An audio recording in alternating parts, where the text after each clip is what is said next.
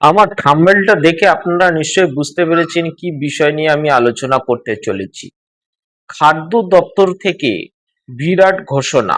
পশ্চিমবঙ্গের খাদ্যমন্ত্রী মাননীয় অশোক কীর্তনিয়া তিনি ঘোষণা করেছেন যে যাদের এসআইআর এর মাধ্যমে ভোটার লিস্ট থেকে নাম ডিলেটেড হয়েছে তাদের রেশন বন্ধ করে দেবে। যে সমস্ত ভোটারদের ভোটার লিস্ট থেকে তাদের নাম ডিলেটেড হয়েছে এসআইআর এর মাধ্যমে তাদের রেশন বন্ধ করার বিরাট ঘোষণা দিয়েছে খাদ্যমন্ত্রী মাননীয় অশোক কীর্তনিয়া। তিনি বলেছেন যে যাদের এসআইআর এর মাধ্যমে ভোটার লিস্ট থেকে নাম ডিলেটেড হয়েছে তাদের রেশন বন্ধ করে দেবেন। আর এই বিষয় নিয়ে সাধারণ মানুষের মধ্যে বিরাট চিন্তার ভাঁজ পড়েছে, তাহলে কি আমরা রেশন পাবো না? কিন্তু তিনি একটি বিরাট আশার আলো কথা বলেছেন, সেটি হলো যারা ট্রাইব্যুনালে আবেদন করেছেন তাদের রেশন বন্ধ হবে না। তাদেরকে প্রত্যেকের কি কি করতে হবে তা আমি এই ভিডিওতে আপনাদেরকে জানিয়ে দেব।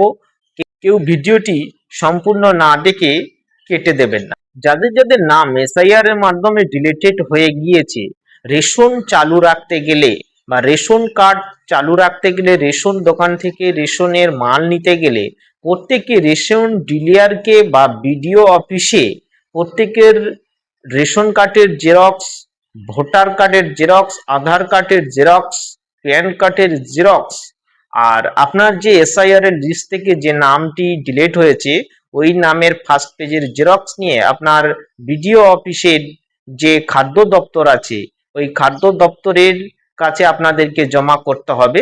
তাহলে আপনাদের আর রেশন বন্ধ হবে না, পুনরায় সক্রিয় করে রাখা হবে।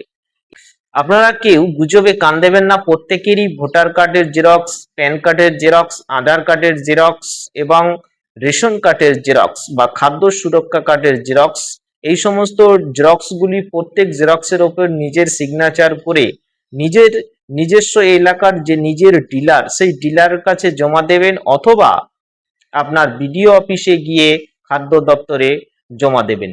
তাহলে আপনার রেশন আর বন্ধ হবে না, রেশন কার্ড চালু থাকবে। যারা যারা এই ট্রাইব্যুনালে আবেদন করেছেন তাদের জন্য বিরাট বার্তা খাদ্য দপ্তর থেকে মাননীয় অশোক কীর্তনিয়া ঘোষণা দিয়েছেন।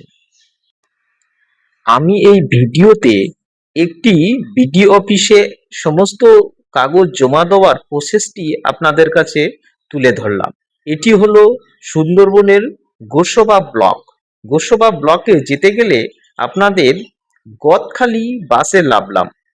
বাসে নামার পর আমাকে খেয়া পার হতে হলো গোসবার জন্য। গোসবা পারে যাচ্ছি আমি আমার সমস্ত কাগজ জমা দেওয়ার জন্য। এটি হলো গোসবার প্রশাসনিক ভবন এবং পঞ্চায়েত সমিতির কার্যালয়। এই পঞ্চায়েত সমিতির কার্যালয়ের ভিতরে আস্তে আস্তে আমরা প্রবেশ করলাম। বাইরের দিকটা আমি দেখিয়ে দিলাম। এই ভিতরে গিয়ে আপনারা দেখতে পাবেন যে খাদ্য দপ্তরের দুটি অফিস আছে। একটি অফিসে যাদের রেশন কার্ড সম্পূর্ণ বন্ধ হয়ে গেছে তাদের জন্য, আরেকটি যাদের রেশন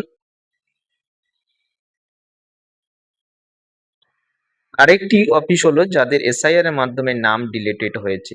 এটি গোসবা বিডিও অফিসের সামনের একটি মাঠ। সেই মাঠটিকে আমরা আমাদের এই ভিডিওতে তুলে ধরলাম। আর এই লাইনটি হলো যাদের নাম এসআইআর এর মাধ্যমে ডিলিটেড হয়েছে তারা কাগজ জমা করছে।